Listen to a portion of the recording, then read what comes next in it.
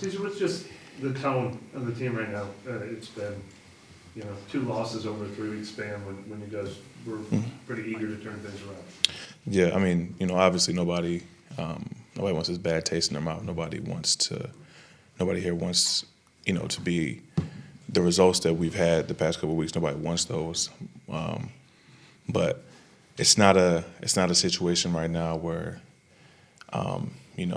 everything's in a frenzy. Everything's all over the place. I mean, guys, I said we came in here with the mission to do what we had to do, and with our goal. And regardless of what happened last week or the week before, it's our job to come in here today, learn from that, make the corrections, and address what needs to be, fixed moving forward. And that's our job, as players and, as a team to just fix those things moving forward. But, tone the building is to, win and, work, keep working, come into work, and, don't slack on anything.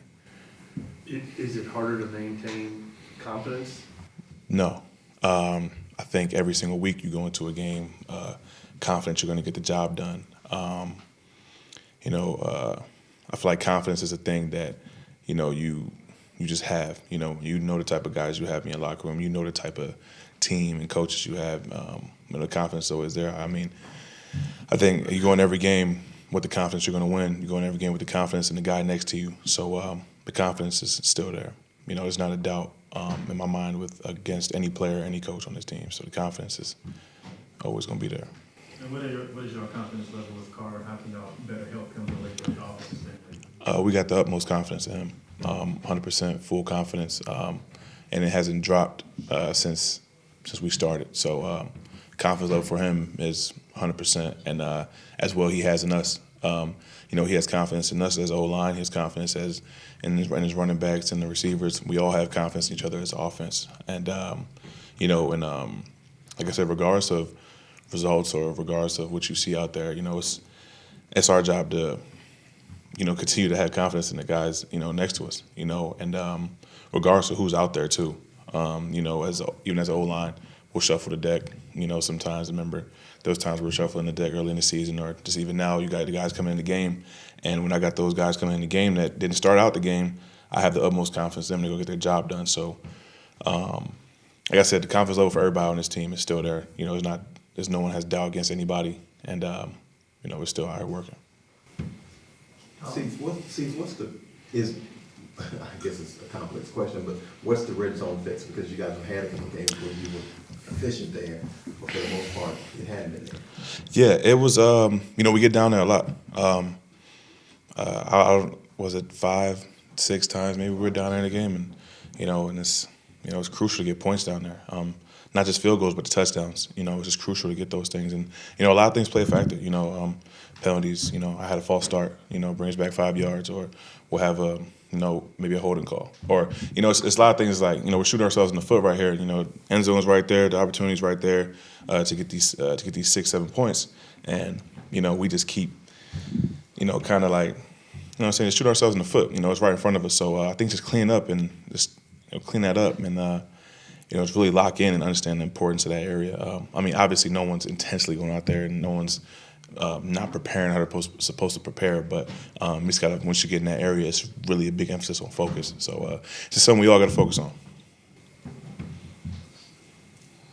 Do you have to, I guess the world we live in now, right, you have social media and things like that, do you have to kind of not pay attention to it since, sometimes people have the pitchforks out when things don't go well?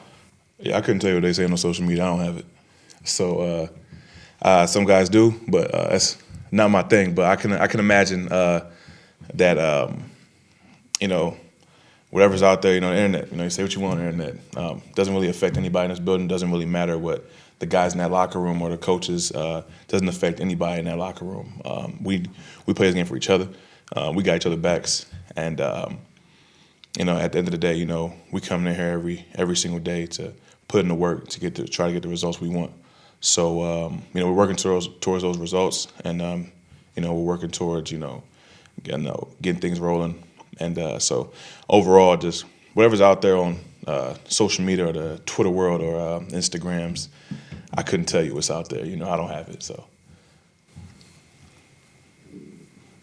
Where is said last night that he feels like the team is still looking for its identity, and maybe right now the identity is consistently inconsistent. I guess, what are your thoughts on that? Yeah, I think a big emphasis is for us. It's just, we'll come out a week, we'll everything will look perfect. Everything will just looks like we're having a perfect game, and then that may not be the result the next week. And it's just little things and it's just little things that will make a big difference in the game. And I think it's just really just the like I said, just the consistency of once we perform well and once we do what we have to do. I think it's the consistency of just building on that, and not having situations where we shoot ourselves in the foot and take those opportunities away from each other. So I think it's just a big focus to attention to little details, because when you go back and look at really little things that are making something can seem so small, but it's making a big impact. So just attention to those small details. Do you think that's something you all need to do better as a team? The attention to detail, even in game planning or execution? Yeah, and when I say attention to details, that's the little minute details. Like I said, I'll use me for example. I had a false start in the red zone. I know better than that. Understanding that you got to hold your water in that situation, even though if it was a close call or not. I've been doing this for a little bit now, so I know those things. And that's me. I have to pay attention to detail on that. I shouldn't be putting us in a position where we lose 5 yards. Things like that. It's just understanding the situation, understanding the importance of how these little things can affect us. And like I said, I'll use that example for myself, just having a false start in the red zone, backing us up 5 yards, and having, not being able to, have us where we were supposed to be at to start off with. Do you feel like there's enough accountability to those errors in the building? Absolutely. No one's in the building pointing fingers at each other. No one's in the building saying it's not my fault. No, everyone. Like how I just did just now. If somebody, made a mistake, or if somebody had a penalty, whatever it was, everybody takes accountability for it, as you should as a man. As a professional, you take accountability. You never point a finger. So no one in here is doing that at all. So that's not the case at all. I just ask you one other question. I guess you'd be excited if, like the Wolverines, the Sugar Bowl's a playoff game, they could potentially end up here. Word. Yeah. Oh, okay. All right, yeah. Are you asking me if I'm going to be excited? Yeah. I'll be there. I might even be on the sideline. I'm going to be there. Yeah, if they play here, I'm there. So Sugar Bowl's a playoff game? Yeah. For 2-3 seeds? It could be 1, 4, 2, 3. Let's hope it's 2 and 3, because that way I can, I'll be there. So, yeah, that'd be great. I think you guys have one more team to get past first. Like I said. Yeah. I forgot that game was even happening, but sorry, no disrespect to nobody, but my guys can get the job done. So. Thanks. Okay, thank you.